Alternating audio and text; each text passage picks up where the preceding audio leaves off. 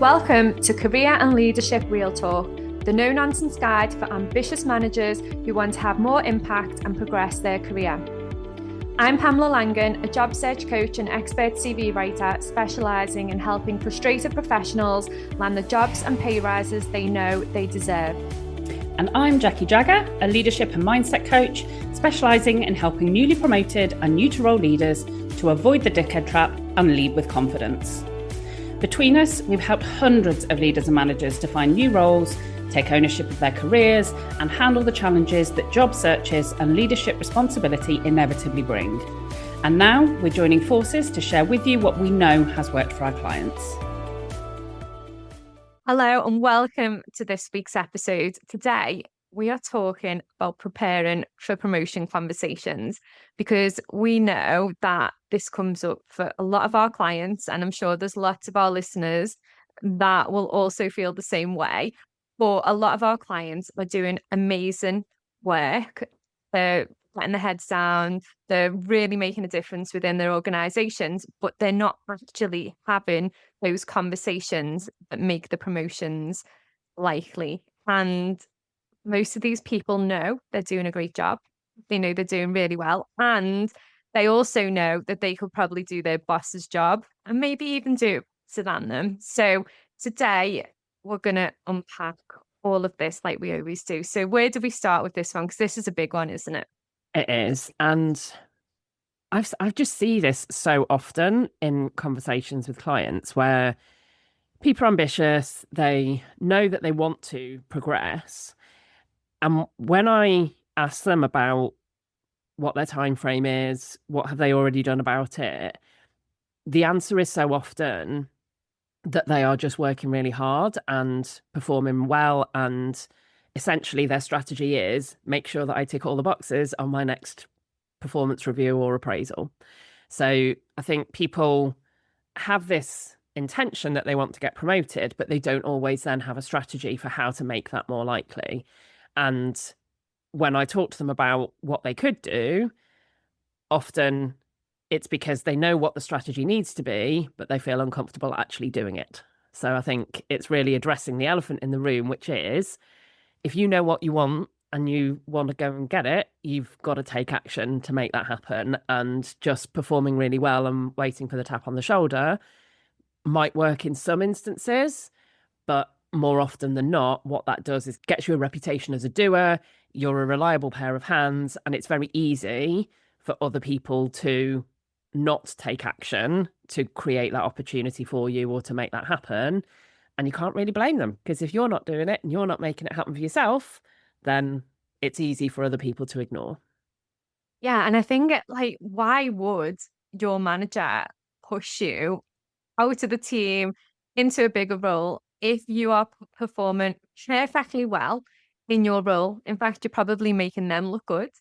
Why would they want to rock the boat? Why would they want to move you on or encourage you to do anything differently? And I think that's the key thing, isn't it? Because if we don't take control and take ownership of our own careers, then someone else will. And that doesn't mean that they will help us progress. They could quite easily keep us stuck where we are because we're doing a great job and it makes them look good.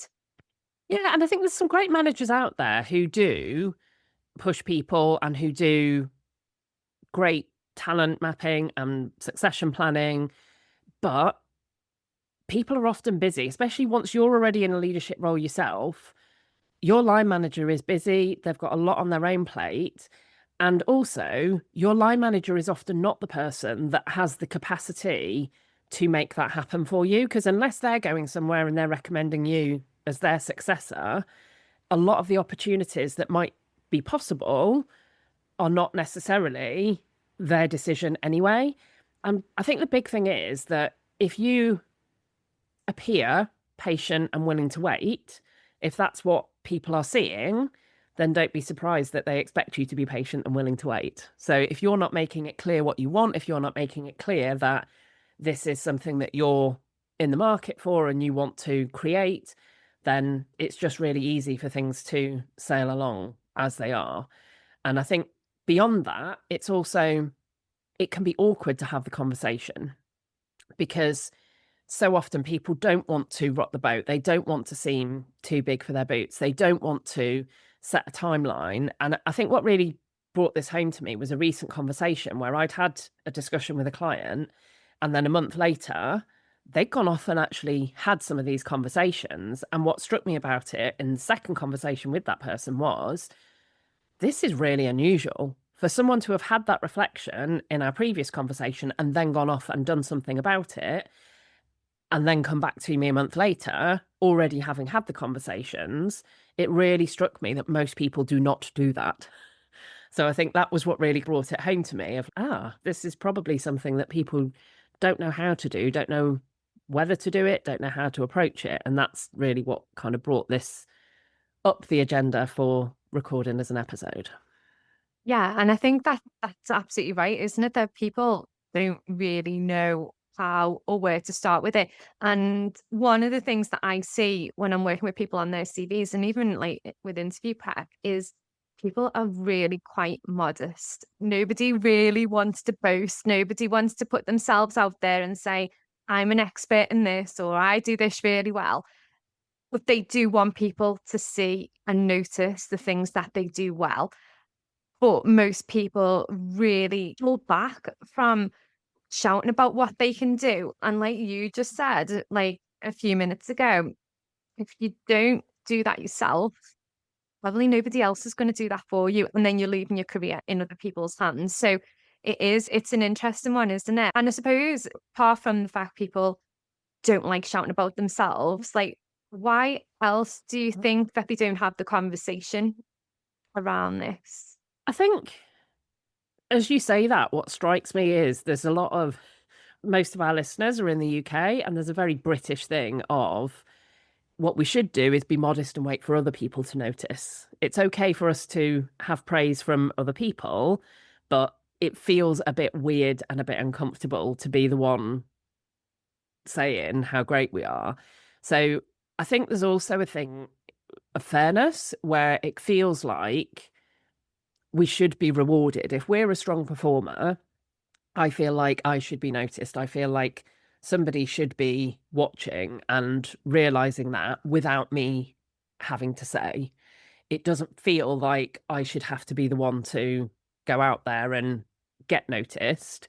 It feels if I've put the effort in and done the hard yards and I'm working extra hours and I'm delivering significant impact, whether that's cost savings or efficiencies or developing people, surely that should speak for itself. Surely that should be noticed and opportunities should come.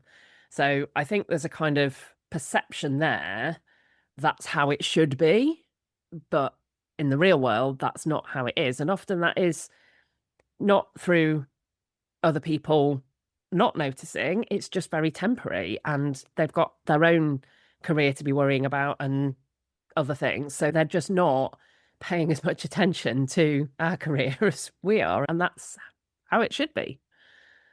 Yeah, and it's interesting, isn't it? Because I think for most people, the priority is getting into work, doing the job well, making an impact. And especially if you're ambitious, like you want to make an impact, you want to drive that business forward. And we see it time and time again where people will put their career on the back burner almost like while they're waiting for to be noticed and for people will still give them praise and say you've done a great job, but that doesn't praise and all of the recognition doesn't always equal the promotion, does it? I think that's a great point because there is an assumption that if other people have noticed, that's going to create opportunities. And again, while it seems logical, other people noticing that you're doing a good job in the role that you're in doesn't automatically mean that they see you at the next level.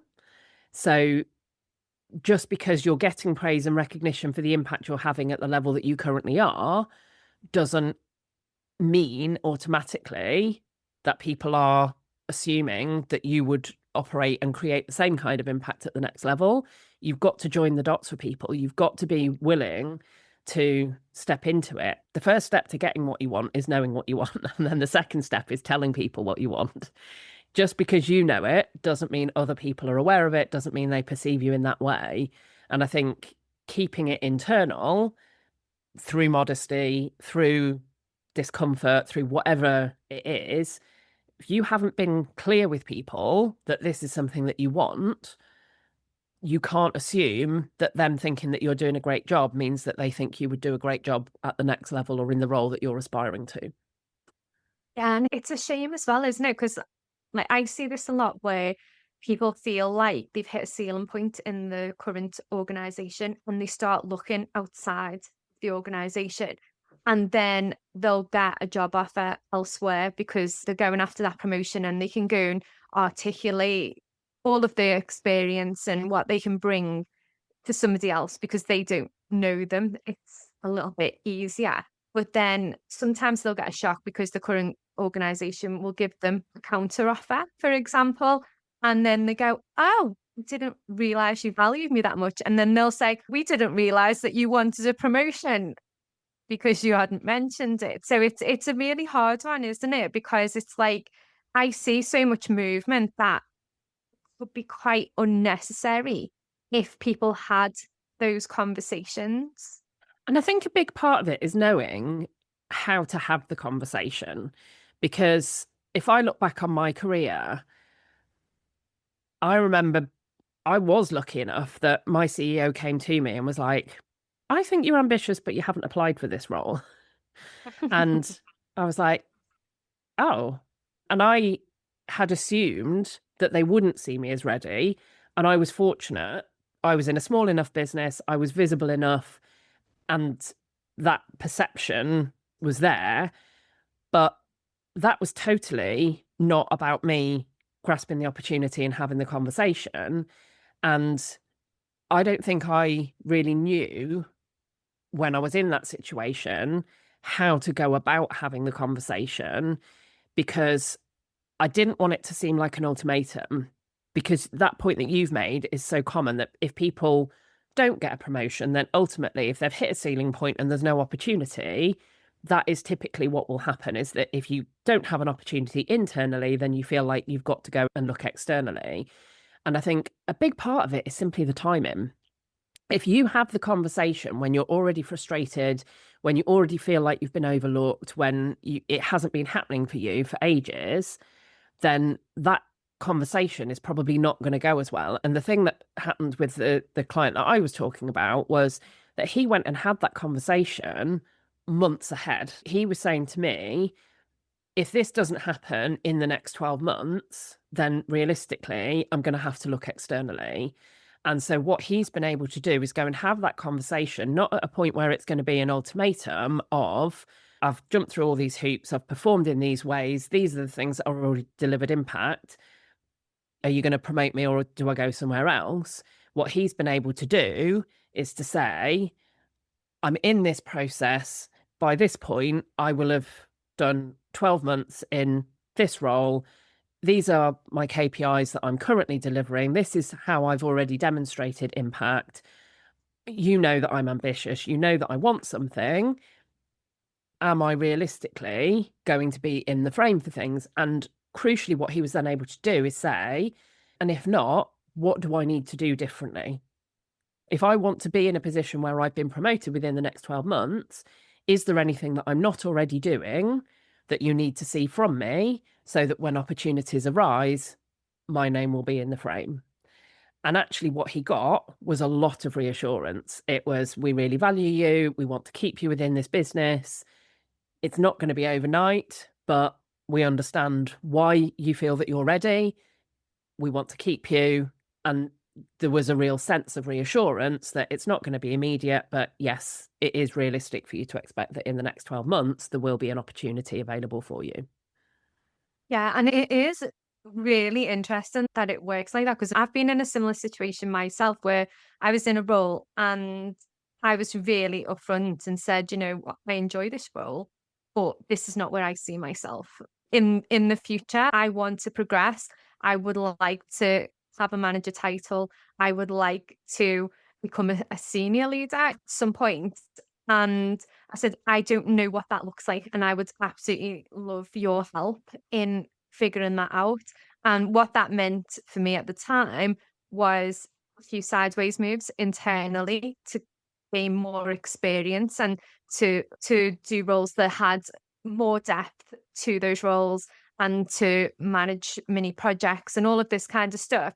It was so interesting because when I had that conversation, I was a little bit nervous because I thought if this manager thinks I want out the team, how are they going to react? But I was in the position where I thought, I don't know what else to do. And at that point, I didn't have any mentors or anything like that. So it was kind of like, do you know what? I'm gonna put it out there and see.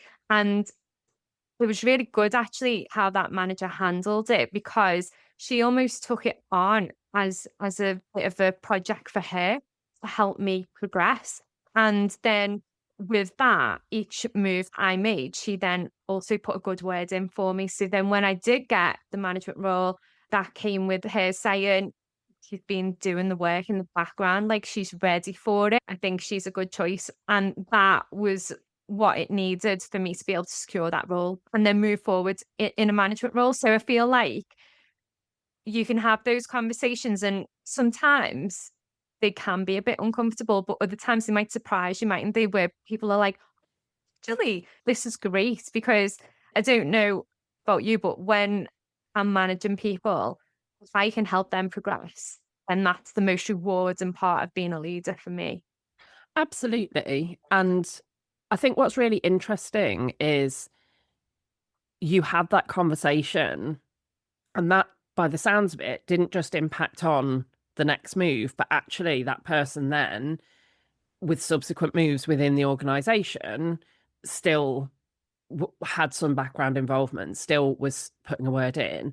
And I think surfacing it just makes life so much easier because then instead of you making assumptions about whether or not that person is going to back you, worst case scenario, you have that conversation and you tell somebody, I do want to progress. This is where I see myself. And I think that's a great way of phrasing it.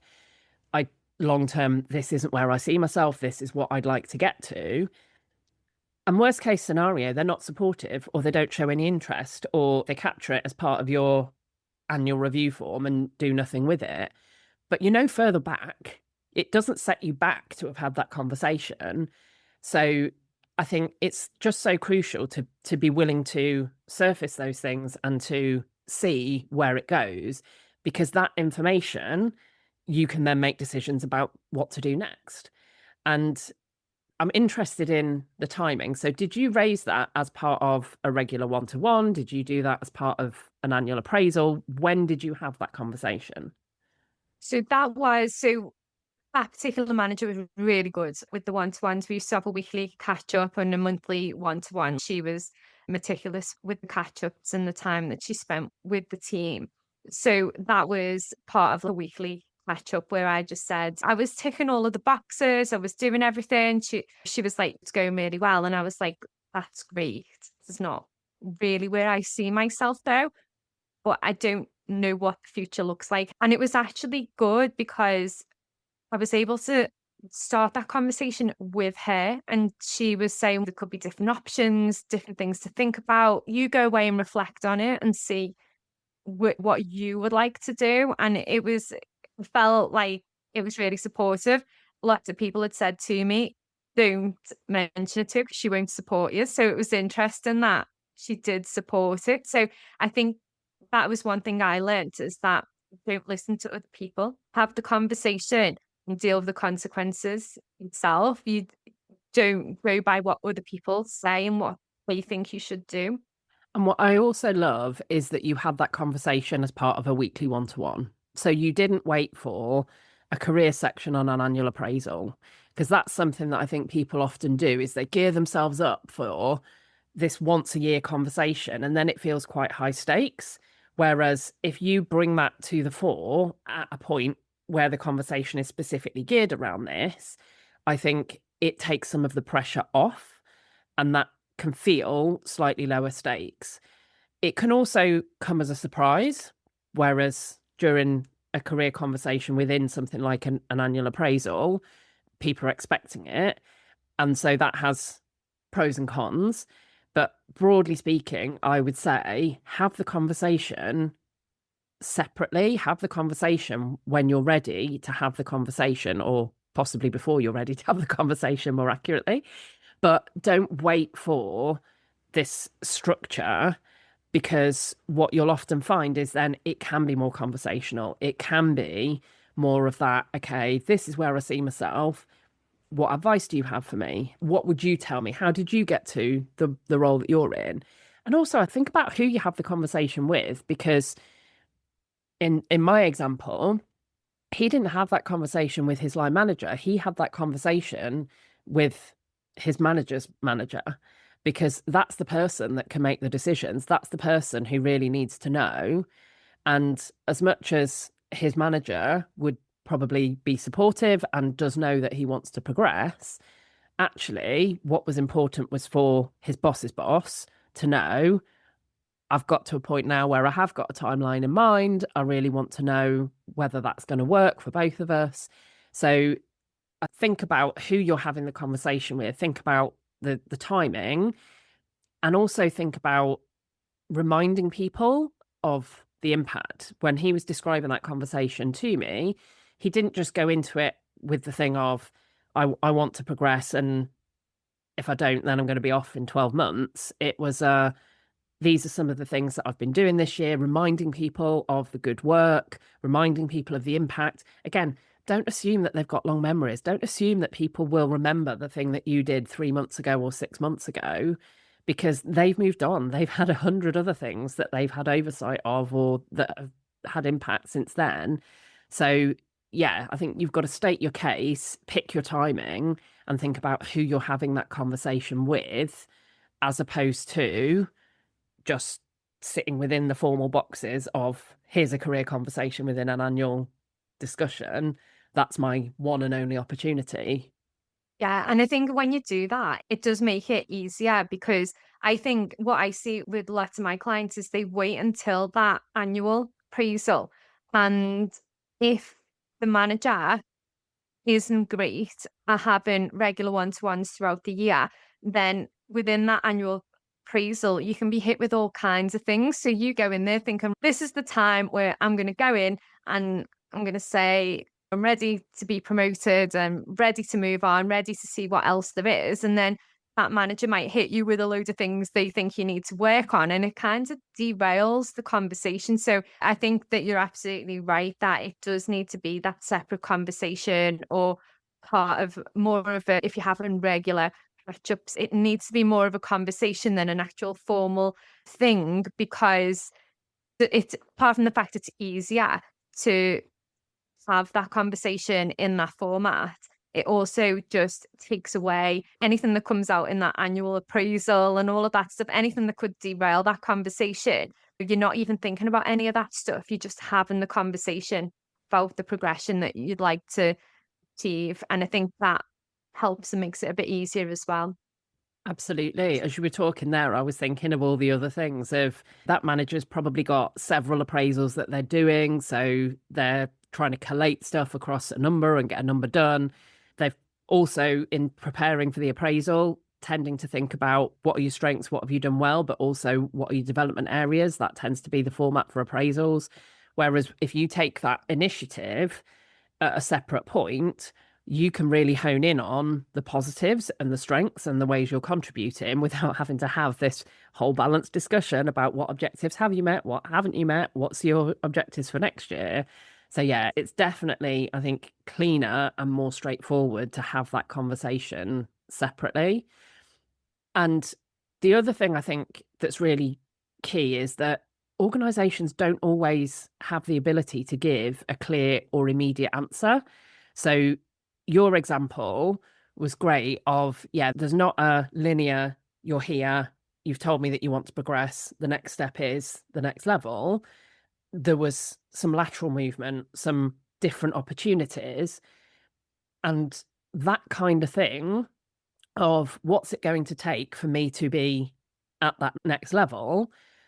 Sometimes it's not crisp, it's not clear, it's not immediate, which is another argument for why it's important to have the conversation sooner rather than later.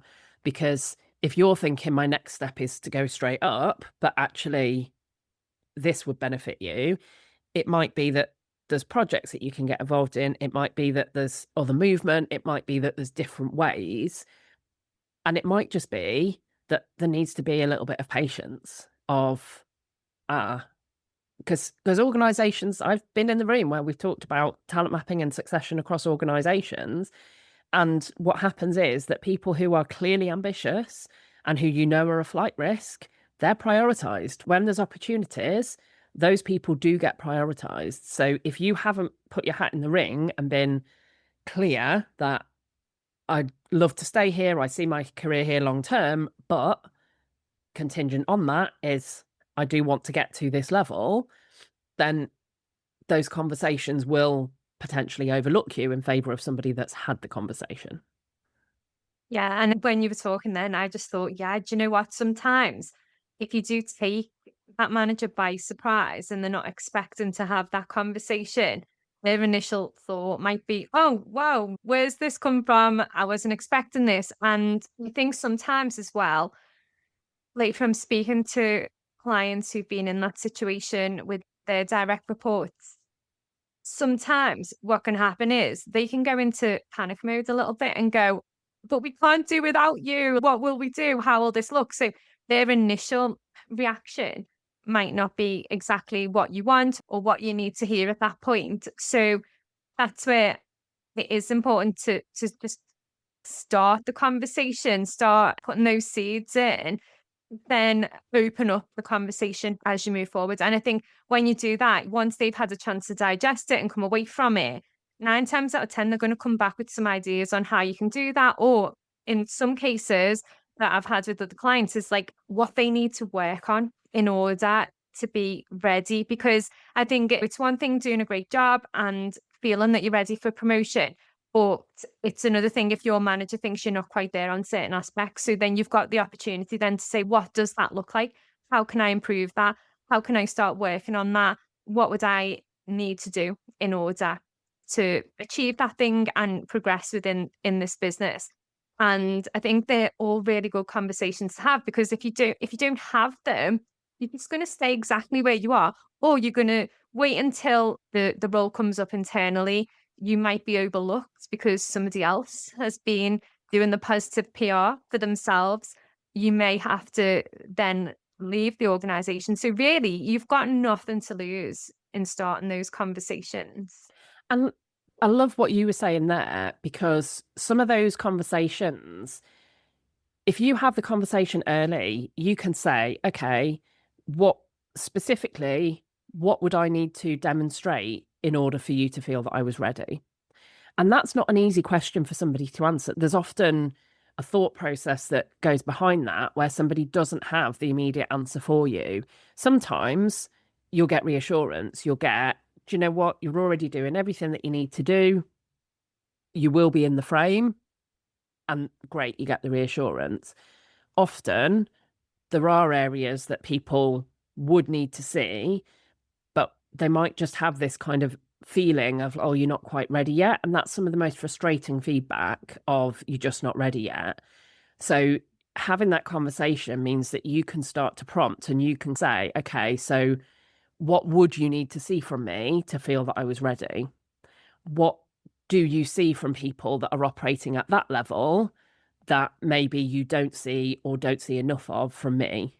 Is there anything that I'm not getting opportunity to demonstrate in the role that I'm currently in that you would need to feel reassured about? And having some of those discussions really helps for it not to feel like the ultimatum, or not to feel like you're throwing your toys out your pram and you're going to go. But also, you might get a brush off. You might get somebody that doesn't want to engage. You might get that sense that actually things are not going to go anywhere for me in this organization. There isn't the appetite to promote me, or there isn't going to be a vacancy at any point soon. And if there is, Bob from down the road is going to be the one that's going to be in the frame. And if that's the case, then you start building and thinking about your strategy for where do you want to go. So you're not moving out of frustration because you've been overlooked when an opportunity has arisen. You're moving strategically because you can see that there's an opportunity somewhere else that is not going to be afforded to you here. And so you're going to show up very differently for recruitment, for interviews, depending upon which of those scenarios has driven your application. So if you know that things aren't going to change here and that you're not going to get an opportunity, okay, you're going to have to look elsewhere. But now you can do that with very clear conditions around it. You can start to think and take your time and apply. And it's not a reaction to being overlooked. It's a very conscious, forward-thinking career move. Yeah, and I think that that's exactly where you need to start, isn't it? So just as a summary, if people are thinking like, this is exactly the situation I'm in, like what are the main things that people need to actually do now to start making those conversations happen? I think, first of all, get clear on your own criteria or conditions. What is it that you would like in terms of an opportunity? And what kind of time frame do you have in mind? What would happen if that weren't to happen? So is it a case of, it would be nice if it happened, but if it doesn't, do you know what? I'd actually be okay. I love it here. It's flexible here for whatever reason. I want more opportunity, but if it's not there, I'm happy to stay. Or is it that ultimately, if within some kind of time frame, some kind of opportunity isn't around, that you're going to look? So once you know for yourself, that's the start point. And then it's have the conversations, depending upon what that first bit looks like. Who do you have the conversation with? What kind of conversation are you going to have? When are you going to have it? But definitely, I would say start to have that conversation sooner rather than later. And equally, be willing to take on board feedback, guidance, or advice. Don't see that as being a whatever that answer is now is the ultimate answer. Seek the feedback, seek the advice, and understand what can you do in order to make those opportunities that you want more likely for yourself. Yeah, perfect. So if you've been listening today and you found this useful, please do share it with anyone else that you think it might help. And as usual, don't forget to rate and review us on your favorite podcast platforms. And we'll be back next time with another episode.